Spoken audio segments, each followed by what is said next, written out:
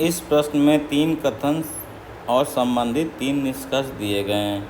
आपको कथनों की सच्चाई पर विचार करते हुए दिए गए निष्कर्षों पर एक साथ विचार करना चाहिए, ताकि यह सुनिश्चित हो सके कि निष्कर्ष कथनों में दी गई जानकारी से संबंधित हैं, तार्किक संदेह से मुक्त हैं और तर्कसंगत हैं। तो स्टेटमेंट दिए हैं, कंक्लूजन दिए हैं। तो स्टेटमेंट कंक्लूजन का क्वेश्चन है, तो जो स्टेटमेंट में दिया है उसी से कंक्लूजन निकालते हैं, अपनी तरफ से कुछ भी नहीं करना है। तो चलिए इसको कैसे करते हैं, इनको करते हैं वेन डायग्राम की हेल्प से। पहला स्टेटमेंट, सभी लड़के छात्र हैं। तो सभी लड़के छात्र हैं, तो जब सभी छात्र होते हैं तो यहाँ पे 2 बना देते हैं, एक को अंदर बना देते हैं। तो सभी लड़के छात्र हैं, तो जो लड़के हो गए सारे लड़के छात्र के सेट के अंदर हो जाएंगे। कुछ छात्र महान हैं, कुछ महान हैं, तो कुछ इसमें से कॉमन ले लेते हैं, ये महान कर देते हैं। अब कुछ छात्र महान है, तो लड़के और महान में कोई रिलेशन हमें नहीं दिया है, तो इसको साथ में ले भी सकते हैं, नहीं भी, तो ऐसा आपको कुछ नहीं करना है।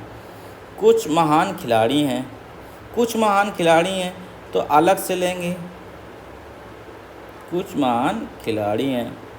अब यहाँ देखेंगे तो खिलाड़ियों का छात्र से या खिलाड़ियों का लड़कों से कोई रिलेशन नहीं दे रखा है, तो आपको नहीं लेना है। हो भी सकता है और नहीं भी हो सकता है। अब निष्कर्ष पे आते हैं। अब निष्कर्ष हमारे पास क्या कह रहा है, कुछ महान लड़के हैं।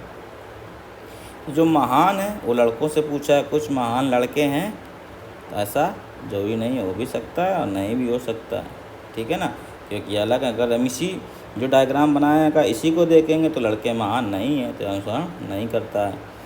कुछ खिलाड़ी छात्र हैं। अब खिलाड़ियों और छात्रों के बीच में पूछा है संबंध, तो ये कुछ भी यस या नो दोनों में जाएगा, ठीक है, हो भी सकता है नहीं भी हो सकता है, ठीक है ना, तो कोई निष्कर्ष नहीं निकलेगा, तो ये भी गलत हो जाएगा। अगला है ऑल स्टूडेंट आर बॉयज, सभी छात्र लड़के हैं, ठीक है ना, तो ये तो गलत है। देखिए सभी छात्र लड़के हैं, कुछ छात्र लड़के हैं, ये सभी नहीं है, ये जो छूटे हुए हैं ये जो छात्र हैं ये लड़के नहीं हैं, ठीक है ना, तो यहाँ पे क्या हो जाएगा, ये भी गलत हो जाएगा। तो तीनों निष्कर्ष गलत हो जाएंगे, तो आंसर क्या हो जाएगा, ऑप्शन